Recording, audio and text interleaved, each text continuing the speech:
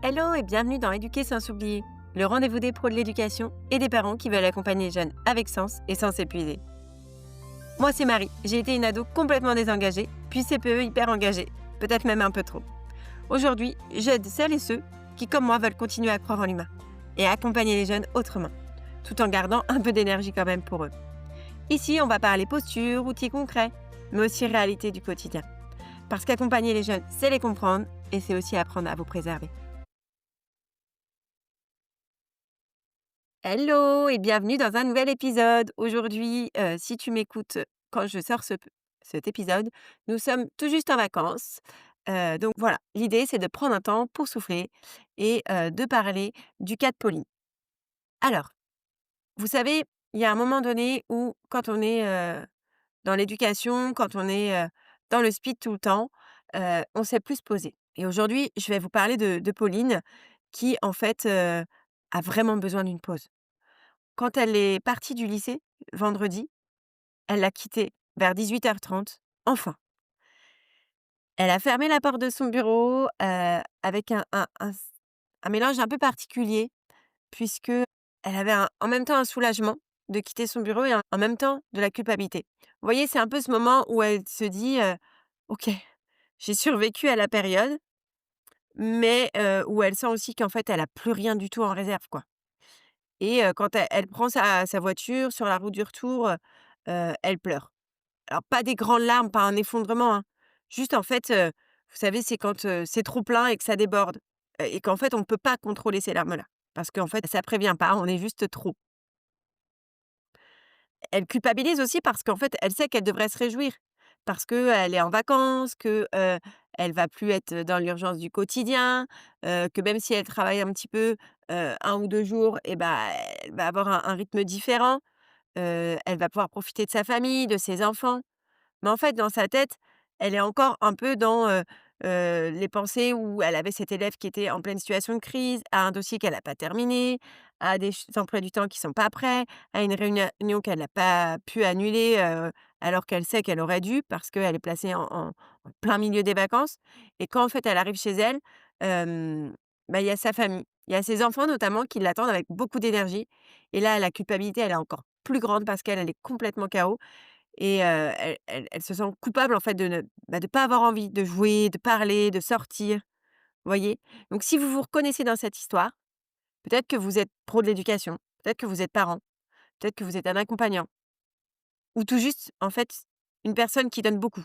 Alors cet épisode, il est pour vous et j'espère qu'il va vous plaire. Parce qu'aujourd'hui, on va parler en fait des moments où en fait trop donner, bah, finit par nous vider. Alors on va essayer de trouver des pistes aussi pour retrouver un peu de souffle et pas être en fuyant la situation ou ni, se forcer à tenir, mais en réajustant et ça de façon profonde pour tenir sur la durée. On va revenir sur notre cas de Pauline, parce que Pauline, c'est la personne que, on va appeler en fait dans le quotidien dès qu'il y a un problème. Parce que, il y a un parent qui arrive qui est en colère, parce qu'il y a un élève qui est en pleine, crise, parce que, il y a une équipe à recadrer, parce qu'il y a un projet à lancer, parce qu'il y a un gamin à rattraper. Enfin bref, c'est toujours elle en fait. Elle arrive le matin, elle se met déjà un café parce qu'elle sait qu'il va falloir tenir. Hem il est à peine 7h30 qu'elle a déjà des demandes à fond autour d'elle, qu'elle est en train de répondre à des mails. Le midi, elle mange en 10 minutes, dans le bruit soit du bureau, soit entre 2 urgences. Elle reste tard parce qu'elle a besoin de finir ce qu'elle a à faire, parce qu'en fait, elle veut que tout tourne, que tout le monde aille bien. Mais en fait, c'est un piège, tout ça, c'est un piège. Parce que tout va se refermer autour d'elle. Parce que plus en fait elle va donner à donner, pardon, plus on va appuyer sur elle. Et plus on s'appuie sur elle, plus elle croit qu'elle doit tenir. On lui demande pas à nous en fait, il lui est pas demandé de tenir, mais elle, elle se l'impose. Jusqu'au jour, en fait, où son corps va dire: «Stop». Chez certains, ça va se traduire par, une grippe et notamment ou une gastro, vous savez, les premiers jours de vacances. Chez d'autres, ça va être, en fait, une incapacité à se poser. Ça va être vraiment le cerveau qui continue de tourner, tourner, tourner et même allongé, même dans le canapé, même en faisant autre chose, bah, le cerveau, il lâche pas. Et pour d'autres, ça va être, d'autres émotions, par exemple de la colère, de la tristesse ou même une sensation, de vide à l'intérieur d'eux-mêmes. En fait, ce que je veux vous expliquer, c'est que, c'est pas qu'on n'aime plus notre métier, ni les élèves, ni nos enfants, ni, le travail. C'est juste que, bah, on n'a plus de réserve et que, bah, on peut pas donner ce qu'on n'a plus. Donc si on n'a plus d'énergie, bah, on peut plus la donner. À ce moment-là, on se rend compte aussi que, bah, le repos, il suffit plus forcément et qu'on a beau, s'allonger, 1/2 heure, 3/4 d'heure et tout ça, bah, ça suffit plus. C'est pas, en fait, la charge de travail à ce moment-là qui va épuiser, Pauline. Ce qui va vraiment l'épuiser, c'est vraiment cette charge émotionnelle. Vous savez, c'est le fait d'être toujours en pleine vigilance, devoir anticiper, apaiser, bah, accompagner, réguler, comprendre, essayer de prévenir. Enfin voilà, plein de plein de verbes d'action, qui sont, en fait, usants. C'est un peu comme si, Pauline, elle vivait en mode urgence douce, mais en permanence. C'est-à-dire que, en fait, i c'est pas un énorme feu qui est en train de brûler, mais en fait, il y a une flamme et elle s'éteint jamais. Donc il faut être tout le temps, tout le temps, tout le temps, tout le temps présent. Et puis il y a aussi cette croyance et j'ai envie d'insister aussi sur ça, c'est qu'on a une croyance qui est profonde, hein, qu'on doit être utile, qu'on doit être présent, qu'on doit faire notre part du travail, que si on s'arrête et ben, c'est pas cool pour les autres. Ah et puis on se dit: «Je tiendrai encore un peu après ce projet, après cette période, après les vacances, heu, une fois que, les enfants seront plus grands, je pourrai lâcher un peu». Enfin voilà. Vous savez, on recule tout le temps, tout le temps, tout le temps. Mais en fait, ça va rien changer. Parce que, les vacances, par exemple, elles deviennent juste une pause entre 2 épuisements. Je sais que c'est difficile à entendre, je sais que pour certains, ça peut heurter, mais il faut essayer de comprendre tout ça et c'est ce qu'on va faire dans cette, nouvelle partie. On va essayer de comprendre ce mécanisme qui est, en fait, de trop donner, cette croyance de trop donner. On va essayer d'aller gratter un peu pour comprendre à quoi, en fait, c'est lié, ce don de soi, en fait. C'est vraiment un don de soi, un don de son énergie et tout ça et moi, j'ai constaté que c'était souvent lié avec trois éléments. Le premier, ça va être la culpabilité. Bah, en fait, celle de ne jamais en faire assez, de ne pas être assez. Vous savez, on se sent jamais assez et de se dire aussi: «Bah, en fait, si je le fais pas, qui est-ce qui va le faire?» Il y a cette culpabilité qui peut venir. Il y a aussi de la culpabilité dans le sens, mais je peux pas les laisser tomber. Je peux pas laisser tomber mon équipe, je peux pas laisser tomber mon directeur, je peux pas laisser tomber, cet élève, je peux pas laisser tomber cet enseignant qui est en difficulté, vous voyez? Et voilà. Donc ça, c'est un des premiers leviers, je pense, qui est la culpabilité. Le deuxième, ça va être l'habitude de s'oublier. Quand on est dans ce cercle vicieux, on apprend à repérer vraiment les besoins des autres. On apprend à accompagner, à écouter, mais à s'adapter pour eux, à prévenir. Mais en fait, on s'écoute pas soi-même. Tous les bons conseils qu'on arrive à donner aux autres, on n'arrive pas à se les appliquer soi-même. Et à force, en fait, de se déconnecter de soi et ben, on n'arrive plus à détecter nos propres besoins et c'est compliqué, hein, parce qu'on va essayer de chercher: «OK, mais alors on me dit qu'il faut que je sache mes besoins, mais en fait, de quoi j'ai besoin?» et on n'arrive pas. On a beau chercher, chercher, chercher, ça vient pas. On sent qu'on a besoin de pause, mais au-delà de ça, on n'arrive pas à aller plus loin. Donc ça va peut-être être un des leviers aussi.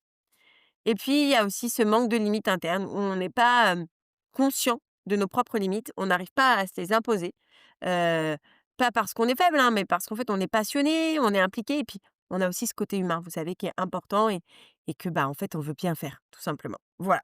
Je sais que c'est difficile, je sais que pour certains, ça va vraiment gratter et je suis désolée pour cet épisode qui parfois est un peu, difficile, mais j'avais vraiment envie de le faire et il me tenait vraiment à cœur. Si on devait essayer de retrouver du souffle, qu'est-ce qu'on pourrait faire? Comme Pauline, on n'a plus aucun souffle, plus d'énergie et quand on sent en fait que, bah, les vacances, elles vont pas suffire. Donc moi, je vais vous proposer 5 repères simples qui, pour moi, sont quand même puissants et vont vous permettre de revenir en fait à des choses plus saines. La première, ça va être d'observer tout ce qui va, se passer. Avant de vouloir changer, il faut voir les choses. Il va falloir observer. Je vous l'ai dit, quand on s'auto-oublie, en fait, pendant très longtemps, on voit plus. Donc on va essayer d'observer les signes. Quand, le sommeil est beaucoup plus léger, par exemple, quand la fatigue ne passe pas, quand votre corps est tout le temps tendu, quand, le cœur, s'emballe un peu, quand une situation arrive ou quand un mail arrive, voilà. L'idée, ça va être, en fait, de noter. pendant quelques jours ce que vous observez.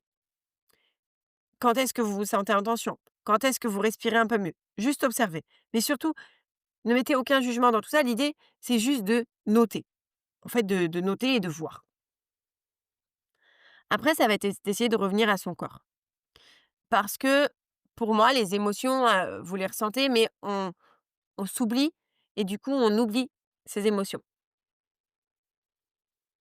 Ça va être, en fait, de revenir purement, à son corps. Alors moi, j'étais, cette personne qui détestait et qui avait beaucoup de jugement sur le yoga, par exemple, parce que je me disais que ça allait pas me suffire pour justement évacuer et puis, en fait, j'ai été surprise sur, 2-3 séances, où je me suis forcée, en fait, à les faire, à voir que, bah, on avait un retour à son corps qui était complètement différent. Parce que, quand, notre mental, il est vraiment en boucle et que, heu, bah, on n'arrive plus à l'arrêter, je vous assure que le corps, c'est vraiment la porte de sortie de tout ça. Alors ça vaut, hein, quand on fait un footing, mais parfois on n'a pas l'énergie d'aller faire un footing et puis c'est bien de varier aussi. Ça peut être, par exemple, de faire une marche sans téléphone. Ça peut être, de respirer très fort avant d'ouvrir son ordinateur, avant de commencer la journée. Ça peut être aussi de sourire quand, on se réveille, des choses comme ça. De s'étirer, quand on sent que la tension va monter. Parfois, en fait, même, 3 petites minutes, de retour au corps, par la respiration, par l'exercice physique, par, la prise de conscience et cetera, vont permettre, en fait, d'envoyer un signal à votre cerveau qui va lui dire: «OK, c'est bon, je suis en sécurité, tu peux t'apaiser, tu peux stopper». Après, il va falloir aussi, se fixer nos propres limites. C'est-à-dire que, bah, il faut apprendre à dire non. Peut-être que dire non à l'autre, en fait, c'est dire oui à vous. Par exemple, vous pouvez vous dire, la les vacances permettent là de poser vos limites pour après. Ça peut être par exemple, OK, je ne réponds plus aux mails après 18:00, 20:00, comme vous voulez. Je sais que moi, par exemple, quand j'étais CPE, j'étais en contact régulier avec, l'internat et j'avais pas forcément d'heures. Après chacun le vit comme il veut, mais peut-être que se mettre une limite d'heures ou peut-être c'est se dire que, bah, en fait, tant de temps par jour, je ferme la porte de mon bureau, pour être vraiment concentrée sur un travail et pas être dérangée toutes les 5 minutes et en fait dire stop. Ou peut-être que c'est vous dire: «Bon, bah, OK, à partir de maintenant, tous les soirs à 19:00, je dois être rentrée». Alors ça marche très, très bien quand vous devez récupérer les enfants. C'est hyper pratique parce que de toute façon et bah, la garderie ne va pas vous attendre, hein. Donc voilà, l'idée de se dire, une heure fixe, c'est très bien je trouve et ça permet aussi de se dire: «Bah, même si tout n'est pas parfait, c'est pas grave». Une autre astuce, ça peut être aussi de se fixer une limite en se disant: «Je fixe dans chaque semaine un temps pour moi, dans mon agenda». Alors au début, ça va vous faire vraiment bizarre. Vous allez avoir l'impression d'être égoïste, mais en fait, c'est juste que, bah, vous réapprenez en fait petit à petit à vivre pour vous. Voilà. Le quatrième repère que je peux vous donner, ce serait de créer un vrai sas entre la maison et le travail. Parce que c'est difficile souvent de couper entre les 2. Pour autant, c'est hyper important. Alors quand moi j'étais CPE, je vous parle un peu de mon cas concret, mais j'avais que 10 minutes grand maximum de route et ça me permettait pas du tout d'avoir ce sas. Quand on en a beaucoup, peut-être que ça peut, être plus facile. Ce que je peux vous proposer, c'est par exemple, de ritualiser vraiment ce moment. C'est-à-dire que, si vous avez, par exemple, 20-25 minutes de route et ben les 5 dernières minutes, de couper la radio et de rouler dans le silence pendant 5 minutes. Peut-être que ça peut être quand vous arrivez chez vous, vous changez directement. Parce que, le fait de changer de vêtements peut aussi, indiquer à votre cerveau: «OK, là, je suis plus au travail», quoi. Ça peut être, d'arriver, de boire un verre d'eau ou, juste avant de rentrer, par exemple, vous vous garez, le temps d'aller jusqu'à votre porte d'entrée, de souffler et de respirer 3 fois. En fait, l'importance du rituel, enfin, heu non, c'est pas l'importance du rituel. L'importance de la modalité de votre rituel, elle a elle est pas très grande. Ce qui est important, c'est de l'avoir ce rituel et d'être, régulier. C'est ce qui va dire, en fait, à votre corps: «OK, là, c'est fini, je suis chez moi. Je rentre chez moi, donc stop». Le 5e repère que je peux vous donner, ce serait de redonner du sens, un petit peu, heu, à tout ce que vous faites, mais différemment, en fait. Souvent, on s'épuise parce qu'on confond, sens et performance. Alors pendant ces vacances, vous allez vous demander peut-être, «Qu'est-ce qui me nourrit? Moi». Pas en fait ce qui est utile et ce qui va, être productif, mais dans quoi je me sens bien, dans quoi je me sens vivante, qu'est-ce qui est simple pour moi, qu'est-ce qui est, en fait, qu'est-ce qui me fait du bien? Alors oui, parfois on a des tâches où vous allez pas vous sentir bien au travail et c'est normal, mais comment je peux retrouver un peu d'énergie et comment je peux aussi savoir dire stop aux autres? Parce que plus vous en donnez, je le redis, on l'a dit au tout début, plus vous en donnez, plus on vous en demande. Très clairement, hein, c'est véridique. Maintenant, vous allez peut-être essayer de faire ça sur cette semaine de vacances. Heu, Ce que je vous propose, c'est d'essayer de ne rien faire qui n'est pas, indispensable. De vraiment prendre le temps de faire que ce qui est indispensable. Il y a une petite chose que je fais moi, tous les jours, alors peut-être que ça c'est plus valable pour les entrepreneurs, mais tous les jours, je me note 3 objectifs. Le premier, c'est mon objectif pro, celui qu'il faut vraiment pas que je loupe et que je dois absolument faire dans ma journée. Quitte à, me coucher beaucoup plus tard, quitte à voilà, il faut que ce soit fini. Mon objectif perso, c'est-à-dire avec la famille. J'ai un objectif dans la journée. Alors des fois, c'est des tout petits objectifs. Ça va être par exemple de faire mon ménage. Ça va être de, vider ma machine. Ça va être de, prendre, 1 heure avec les enfants à jouer. Ça va être de lire un livre à ma dernière. Des fois, c'est des choses bêtes, mais c'est vraiment important pour moi d'avoir ces 3 objectifs et le dernier, il est pour moi et là, ça va être par exemple, je sais pas, un temps où je vais, hem remplir un papier qui est important pour moi. Alors certes, ça paraît un peu bête, mais en fait, parfois ça nous enlève cette charge mentale. Ça va être, je sais pas, prendre, 10 minutes de lecture. Ça va être 10 minutes de sport, parce que 10 minutes au final, c'est rien. Ça va être écouter un podcast, voilà. Des fois, c'est des choses toutes petites qu'on peut faire, sur la route, qu'on peut faire, je sais pas moi, juste avant d'aller se coucher, voilà. Je sais pas, j'imagine que vous regardez peut-être une série un soir? Bah, pourquoi pas? Enfin voilà. En tout cas, un petit truc. Parce qu'en fait, on en fait tous. Au moins, on a tous au moins 10 minutes. Soit c'est pour regarder une série, soit c'est pour, alors moi perso, je regarde plus trop de séries parce qu'au final, je me suis rendu compte que c'est pas ce qui me nourrissait le plus. Mais, ça peut être 10 minutes de lecture. Ça peut être, parfois mon besoin perso mon besoin perso, avec mes enfants va combler mon besoin individuel. Par exemple, je peux mettre, marcher 10 minutes et en fait, ça peut très bien être aussi mon objectif perso de, passer du temps, avec mes enfants et en fait, on va aller marcher et tout ça et en fait, je vais combler les 2 en même temps, vous voyez? Bref, si vous êtes parent, si vous êtes pro ou en fait, si vous êtes juste fatigué, j'ai un petit rappel pour vous, c'est que ce que vous offrez aux jeunes, l'idée, c'est pas d'être disponible tout le temps. C'est votre présence qui est important et si vous êtes, là, mais pas là, si votre présence, en fait, elle est pas apaisée, si elle est pas, si elle est lourde, si elle est contrainte et bah, ça va pas marcher. Et ben, en fait, tout ça, ça va passer par le fait de vous recharger, vous-même. Alors, si vous vous êtes reconnu dans l'exemple de Pauline, sachez que vous êtes pas seul. Je vous l'ai dit, je vous ai donné, des exemples où moi j'étais complètement là-dedans et et voilà. Si vous êtes nombreux, on est nombreux à fonctionner comme ça, à force d'aimer, à force de s'impliquer, à force de vouloir bien faire, mais pour autant, parfois aimer, c'est aussi s'autoriser à s'arrêter, à dire: «Là, tout de suite, maintenant, j'ai besoin de respirer, j'ai besoin de dire stop». Je vous invite en fait à prolonger cette réflexion, soit en échangeant avec moi, par Instagram ou par divers, moyens, hein. J'ai aussi une super annonce à vous dire, c'est que à partir du 3 novembre, je vais enfin pouvoir vous accueillir en présentiel, que ce soit le lundi, samedi et le vendredi. sur un lieu sur Angers. Donc n'hésitez pas à me contacter. C'est un lieu où je pourrais vous accueillir, vous, en tant que parent, en tant que pro, mais aussi accueillir vos jeunes, pour, souffler, pour échanger, pour déposer ce que vous vivez. Donc ça, c'est pour le local.